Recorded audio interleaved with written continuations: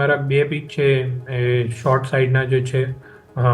પહેલો પીક છે એ definitely Nifty આઈટીમાંથી જે આપણને જે વીકનેસ ગઈકાલે જોવા મળી હતી, તો એમાંથી મારો પીક રહેશે ઇન્ફોસિસ ફ્યુચર્સ. ડિસેમ્બરના ફ્યુચર્સ સેલ કરવાની સલાહ રહેશે. 1866નું લેવલ કરન્ટલી ચાલી રહ્યું છે. ઉપરમાં 1900ના લેવલનો સ્ટોપ લોસ રાખવાનો રહેશે અને નીચેમાં આપણે 1800ના લેવલ સુધી ઇન્ફોસિસ ફ્યુચરમાં પોઝિશનલ વ્યૂ સાથે 2 થી 3 ટ્રેડિંગ સેશનમાં શોર્ટ પોઝિશન બિલ્ડ કરીને અહીંયા આગળ ડાઉનસાઇડ પ્લે કરી શકાય છે.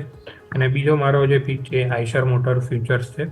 તો ત્યાં આગળ પણ આપણને કાલે એક રેન્જ બ્રેકડાઉન જોવા મળ્યું હતું સ્ટોકમાં. નીચે 4900ની નીચે આપણને ત્યાં આગળ એક ફ્રેશ બ્રેકડાઉન જોવા મળ્યું હતું રેન્જનું. તો આઈશર મોટર કરન્ટલી 4865ના લેવલે Eicher motor December future cell કરવાની સલાહ રહેશે.